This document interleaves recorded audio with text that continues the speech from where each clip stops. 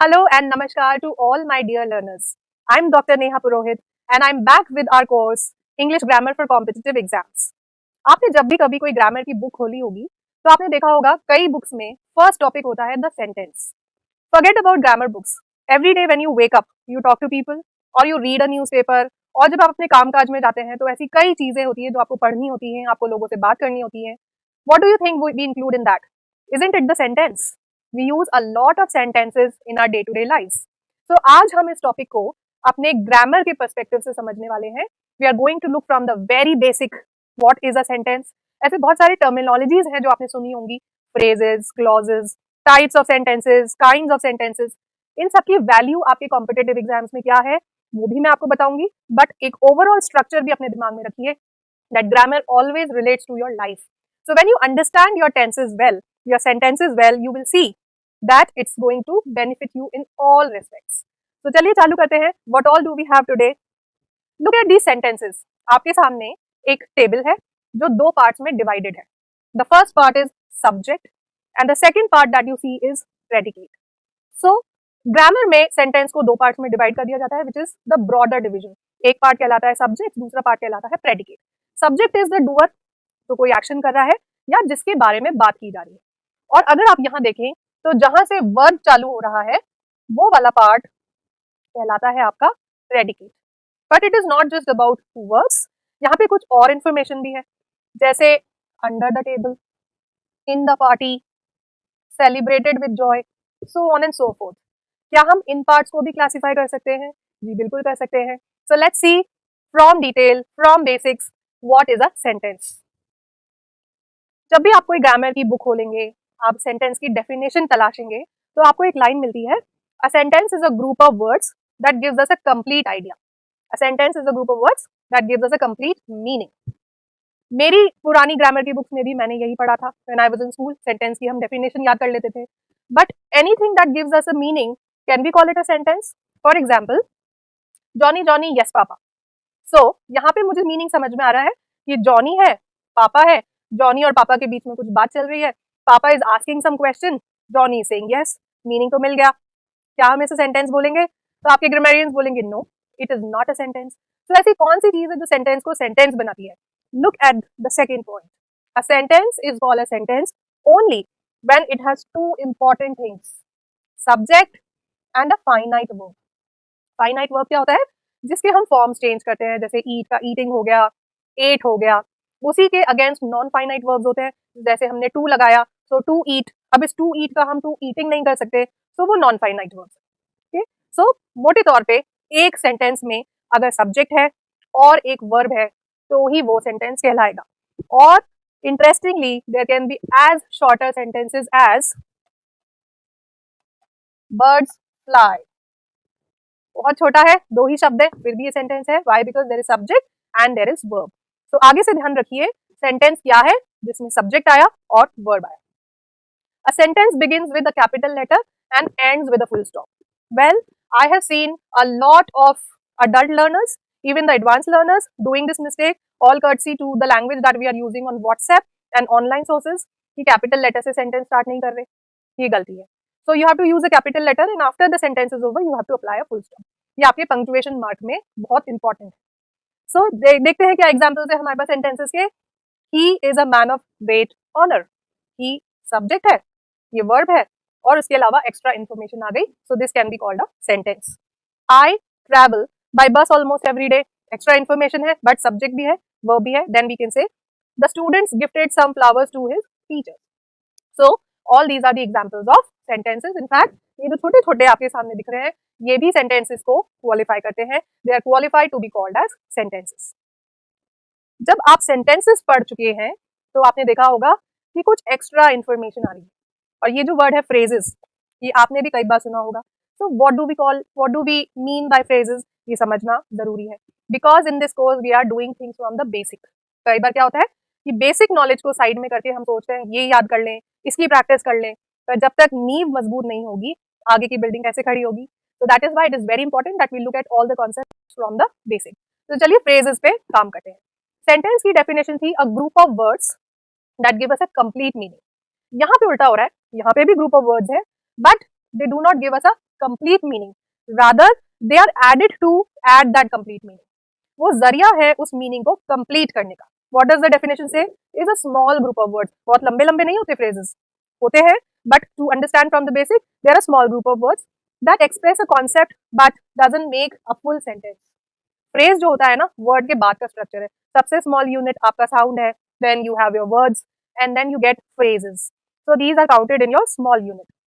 It doesn't have the essential units as a subject and a predicate. जरूरी नहीं है कि subject है, जरूरी नहीं है कि predicate है. ये कहीं भी आपको एक छोटा सा ग्रुप ऑफ वर्ड्स दिखाई देगा, बट इनके आने से ही कई बार सेंटेंस पूरा होता है. जैसे आपने देखा होगा शुरुआत में कुछ और लिखा है, but in the sky last में ऐड कर दिया. तो बर्ड्स फ्लाई, जैसे मैंने आपको बोला एक छोटा सा सेंटेंस है बर्ड्स फ्लाई, उसके अगर आगे मैंने ये ऐड कर दिया in the sky, so meaning पूरा हुआ. तो फ्रेजेस की भी अपनी वैल्यू है. हम ये नहीं कह सकते that phrases are not important. Among all the boys he was chosen. So among all the boys is a special information that adds meaning to your sentence. उसी तरह से ये लास्ट में आ सकते हैं, शुरू में आ सकते हैं, बीच में भी आ सकते हैं. I was walking through the park yesterday. So through the park थोड़ा मिड में आ गया. So phrases can appear शुरुआत में, एंड में, बीच में, कहीं भी. अब देखते हैं टाइप्स ऑफ फ्रेजेस. कितने तरह के फ्रेजेस हो सकते हैं. यूं तो आपको कई तरह के नाम मिलेंगे, this type of phrase, that type of phrases, but हम यहाँ पे 3 मेन फ्रेजेस को डिस्कस कर लेते हैं. Adjective phrases, adverb phrases and noun phrases. आने वाले लेक्चर्स में आप डिटेल में पढ़ेंगे एडजेक्टिव्स क्या होते हैं, एडवर्ब्स क्या होते हैं, नाउन्स क्या होते हैं. पर थोड़ी बहुत नॉलेज तो सबको पता है. एडजेक्टिव्स क्या होते हैं, व्हिच डिफाइन द सब्जेक्ट. जो सब्जेक्ट के बारे में कुछ भी इंफॉर्मेशन देंगे वो एडजेक्टिव्स होंगे. एडवर्ब्स क्या होते हैं, जो सब्जेक्ट ने काम किया, वो काम कैसे किया, उसकी जब इंफॉर्मेशन आएगी तो वो एडवर्ब्स कहलाएंगे. और नाउन्स क्या होते हैं, नाउन्स आपके सब्जेक्ट्स को बनाते हैं, आपके ऑब्जेक्ट्स को बनाते हैं. तो इन सारी पोजीशंस को जो चीज रिप्लेस करती है वही आपके एडजेक्टिव, एडवर्ब्स और नाउन फ्रेजेस कहलाते हैं. ऐसे समझ में नहीं आएगा. Let's see some of the examples. What is the first example? Kalidas was a renowned poet. यहाँ देखिए renowned is an adjective. Why? क्योंकि वो पोएट कैसा पोएट था भाई, फेमस पोएट था, तो एडजेक्टिव आ गया. बट अगर आप इस रिनाउंड को, एक वर्ड को मुझे ग्रुप ऑफ वर्ड्स में चेंज करना है, तो मैंने थोड़ा सा सिस्टम चेंज कर दिया. मैंने क्या लिखा? Kalidas was a poet of great renowned. तो एक सिंपल वर्ड को फ्रेज में तब्दील किया. अगर आपके सामने ये सेंटेंस आए, Kalidas was a poet of great renowned, और आपसे पूछा जाए identify the phrase and label it, पहले आप फ्रेज को पहचानिए और फिर आप देखें कि ये कौन सा फ्रेज है, तो आप क्या जवाब देंगे? आपको साफ पता चल गया ग्रुप ऑफ वर्ड्स है जिनकी अपनी कोई इंडिविजुअल एग्जिस्टेंस नहीं है, ये सिर्फ वर्ड सब्जेक्ट को और मीनिंग दे रहे हैं. तो ये हम आराम से समझ रहे हैं. और ये फंक्शन क्या कर रहे हैं, जो भी सब्जेक्ट मौजूद है उसके बारे में हमें डिटेल्स दे रहे हैं. तो ये कौन से फ्रेजेस कहलाए? These phrases are called adjective phrases. एक और एग्जांपल देखिए, he bought a Japanese bike. ये आपका नाउन है, इस नाउन को ये डिफाइन करता है जापानीज, तो ये एडजेक्टिव हुआ. अब इस एडजेक्टिव को मुझे फ्रेज में कन्वर्ट करना है. What will I do? he bought a bike made in Japan. तो मेड इन जापान हो गया आपका एडजेक्टिव फ्रेज. उसी तरह से एडवर्ब्स के फ्रेजेस हैं. एडवर्ब्स क्या बताते हैं कि जो एक्शन हुआ वो कैसे हुआ, हाउ, या फिर कहाँ हुआ, कब हुआ.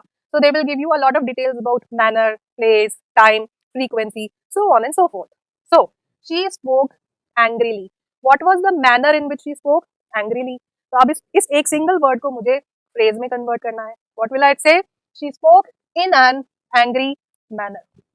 Collection of words conveying the same idea, and that is why it is called adverb phrase. एक और एग्जाम्पल देखते हैं. He explained the matter patiently. यहाँ पे ये एडवर्ब है. अब इसी को जब मैंने एडवर्ब फ्रेज में कन्वर्ट किया तो क्या हुआ? With patience. He explain the matter with patience. Noun phrases जो होते हैं, नाउन फ्रेजेस का क्या फंक्शन होता है? या तो वो सब्जेक्ट की जगह आएंगे या वो ऑब्जेक्ट की जगह आएंगे. तो वो आंसर देते हैं व्हाट, हु, इन चीजों का. सो यहाँ पे है I bought a loaf of bread. Loaf of bread मतलब पूरी ब्रेड, स्लाइस नहीं, पूरा लोफ. सो आई बॉट, अगर मैं आपसे पूछूं what did I buy, I bought what. इस वॉट का जो आंसर होगा वो आपको ऑब्जेक्ट कहलाया. सो इस वजह से ये नाउन की जगह आ गया, and that is why, because it is a collection of words, it is called a noun phrase. एक और एग्जांपल देखिए, the white snow covered the field. Question बन सकता है what covered the field. Answer आया, अगर खाली स्नो है तो ये नाउन कहलाएगा, पर क्योंकि ये नाउन फ्रेज है, ये सब्जेक्ट है, इसमें और भी वर्ड्स जुड़े हुए हैं, the white snow. So I hope by the end of this slide you have understood the difference between a sentence and a phrase. A sentence is a collection of words जहाँ पे हमें meaning complete मिलता है. Phrases is a collection of words which do not have independent meaning, but they are very important to add complete meaning. Phrases के बिना पूरा complete meaning नहीं आएगा, right? अब इसके बाद एक और टर्मिनोलॉजी आएगी, clauses. आपने सुना होगा ये clause, वो clause, subordinate clause, dependent clause, main clause, independent clause. What is this clause? Clause क्या होता है? Clause भी एक तरह का सेंटेंस है. आपने देखा होगा कई बार सेंटेंस के अंदर भी छोटे छोटे सेंटेंस हैं. नाउ व्हाट, आप सोच के देखिए, अगर एक सेंटेंस है तो कौन सी ऐसी दो चीजें हैं जो बहुत इंपॉर्टेंट है? Yes, subject and verb.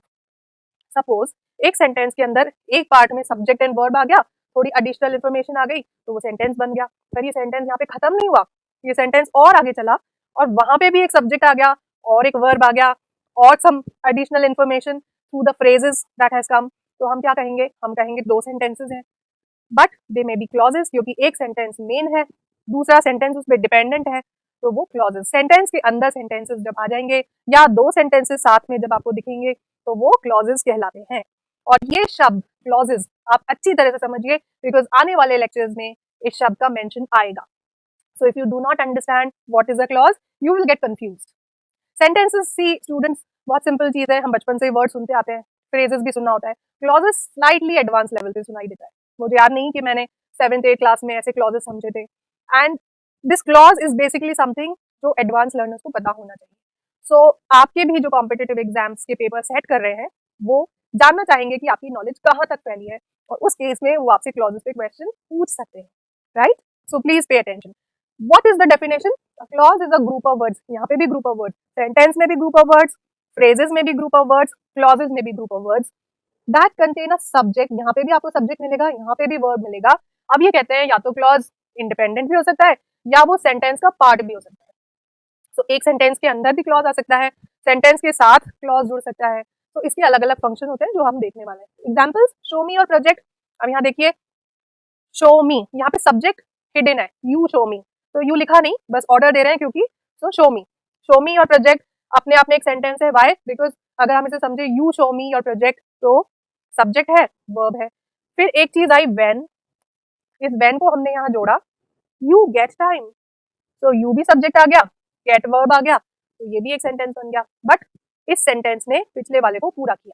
तो जिस तरह से फ्रेजेस आपके सेंटेंसेस को एक्स्ट्रा मीनिंग दे रहे हैं, आपके क्लॉजेस भी आपके सेंटेंसेस को एक्स्ट्रा मीनिंग दे रहे हैं, पूरा कर रहे हैं. सेकेंड एग्जाम्पल देखिए, let's buy a house. Let's buy a house that gets the maximum sunlight. So that gets, the house that gets the maximum, subject common हो गया बट वर्ब तो है. ऐसा भी हो सकता है एक ही सब्जेक्ट दोनों जगह अप्लाई हो रहा है, तो it becomes a clause. He lost weight, he subject, lost verb, weight sentence हो गया. व्हेन लगाने के बाद हमने थोड़ी इंफॉर्मेशन और ऐड कर दी, ही स्टॉप्ड ईटिंग चॉकलेट. अब इन सेंटेंसेस को अगर आप अकेले पढ़ेंगे, for example show me your project, तो लगेगा कि I am asking for your project, but मैं कह रही हूँ जब आपके पास टाइम है. So there is some extra information, okay? There is some extra meaning. Let's buy a house, suggestion है, but एक condition भी है, that gets the maximum sunlight. So I've added one condition. इस condition के तौर पे मैंने एक extra information, एक extra demand लोगों के सामने रख दी. So clauses का यही function है.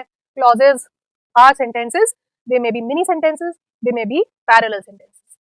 तो जब भी कभी आपके सामने ये क्वेश्चन आए, आइडेंटिफाई द क्लॉजेस, तो आपको क्या करना है? दिमाग में सोचना है, ज्यादा टेंशन लेने की जरूरत नहीं है, मुझे सिर्फ सेंटेंसेस के अंदर सेंटेंसेस तलाशने हैं. Very simple. सो क्लॉजेस यहाँ पे पूरे होते हैं. इनके भी कुछ टाइप्स होते हैं. Okay, all clauses are categorised as one of the following.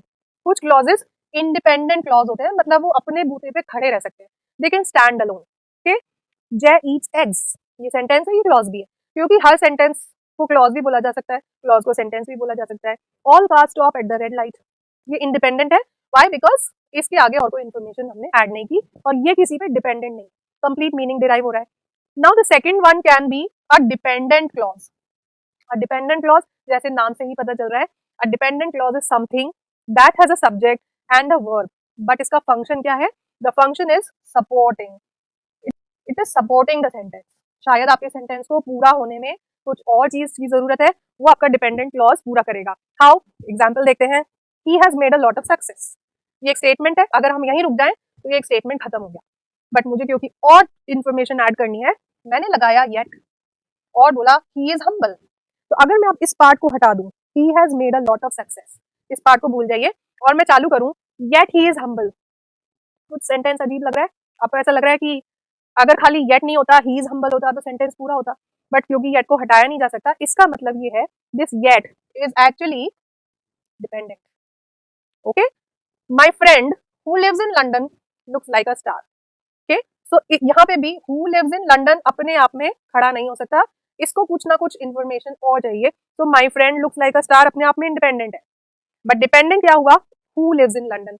Why? Because it can not stand alone. इसमें अपने आप अपने बूते से खड़े होने की कैपेसिटी नहीं है। This requires some kind of additional support, and this is also supporting the main clause. ये मेन क्लॉज को भी तो सपोर्ट कर रहा है, उसके बारे में इन्फॉर्मेशन दे रहा है। जैसे मेरा फ्रेंड, उसके बारे में ये इन्फॉर्मेशन है कि वो स्टार जैसा दिखता है, बट उसके बारे में एडिशनल इन्फॉर्मेशन, उसको सपोर्ट भी तो ये भी तो दे रहा है। So it's a mutual, that is why I think this image fits. ये सारी चीजें एक दूसरे को सपोर्ट करती है, right? So they are not just added only for the sake of addition, they have a function. So clause, phrase, sentence, quick recap. Clause क्या होता है? A clause is a group of words that function as a part of sentence. हम clause को बोलेंगे, sentence के अंदर sentence आया क्योंकि subject है, verb है, तो वो clause कहलाएगा, right? A clause contains subject verb combination, ये मैंने आपको बताया पहले. Main clause can convey a complete thought. Dependent clause main clause पे dependent है. उसी तरह से phrase क्या है? Phrase is a group of words that carry some meaning but not complete meaning. This portion is added to that subject and verb to complete the meaning. ये अपना phrase हो गया. और sentence तो king है. Sentence can stand alone. Sentence के साथ क्या कंडीशन है? कैपिटल लेटर से स्टार्ट करना है, फुल स्टॉप से एंड करना है, और सब्जेक्ट और वर्ब होना जरूरी है। इस सेंटेंस को अपनी चाय की तरह याद रखिए। आप चाय में ऐसी कौन सी दो चीजें हैं जिनके बिना नहीं बना सकते? दूध नहीं है चलेगा, चीनी नहीं है चलेगी, बट पानी और चाय की पत्ती होना बहुत जरूरी है। तो ये पानी और चाय की पत्ती आपके सब्जेक्ट और वर्ब है, जिनके बिना आपकी चाय नहीं बन सकती। So I hope this example will help you. Now the topic of this video is sentence on the basis of purpose.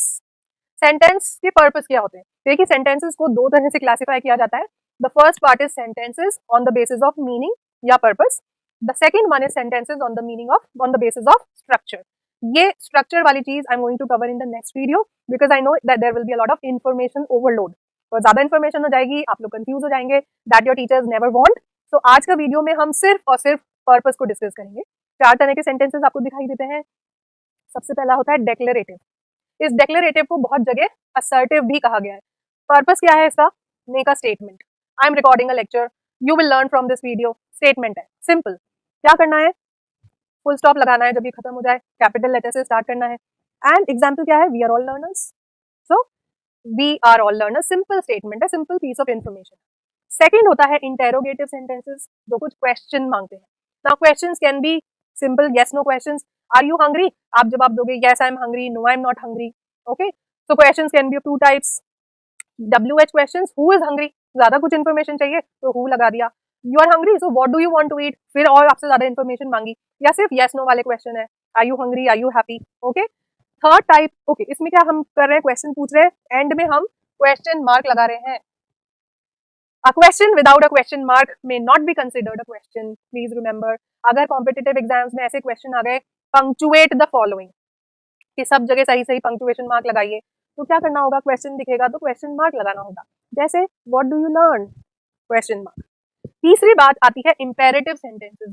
Imperative sentences वो होते हैं जहां पे हम कुछ ऑर्डर दे रहे हैं या रिक्वेस्ट कर रहे हैं या किसी से कुछ करने के लिए कह रहे हैं। इस तरह के सेंटेंसेस में सब्जेक्ट इम्प्लाइड हो सकता है। जैसे मैं बोलूं गेट लॉस्ट, तो सब्जेक्ट जो है ना वो छुपा हुआ है। मैं बोल रही हूँ you get lost, not you, you stay here. So subject can be hidden here. Okay, to give commands और make request etcetera etcetera, full stop आ सकता है लास्ट में, या फिर एक्सक्लेमेटरी मार्क भी आ सकता है, कुछ इस तरह का। कुछ इस तरह का मार्क जो होता है, that is an exclamatory mark. Never stop learning, मैंने आपको सलाह दे दी। Okay, it's not an order but a suggestion, never stop learning. और लास्ट वाला जो पर्पस होता है सेंटेंस बोलने का, वो होता है एक्सक्लेमेटरी। ऐसा कई बार होता है दैट हमने कोई अच्छी चीज देखी और अचानक से मुंह से निकला ओ वाओ। तो ये जो ओ वाओ निकला या oh no, alas, this is sudden outburst of feelings. अचानक से हम लोग जब अपनी फीलिंग्स को कुछ वर्ड्स दे देते हैं, उस तरह के इन सेंटेंसेस के फॉर्म्स अलग होते हैं। They do not follow that subject verb वाला पैटर्न, कि कैसा भी पैटर्न फॉलो कर लेते हैं। एक्सक्लेमेटरी मार्क इनके एंड में लगता है। और example, how well do we learn? Exclamate किया, wow what a beautiful flower, wow what a nice lecture. So all these are exclamatory sentences और आपके सेंटेंसेज ये 4 मीनिंग कन्वे करते हैं. So next time when you read, next time when you speak और next time when you listen to others, try and find out what kind of meaning is being derived. कौन सा meaning निकल रहा है? Is it a sentence, is it a phrase, is it a clause? There will be some exercises attached with this video. All learners are requested to go through it. इसके अलावा भी आपको बहुत सारी प्रैक्टिस करनी है because you are going to go for competitive exams. So by that time, till that time, thank you and happy learning. This is your Neha ma'am signing off. Goodbye. See you in the next video.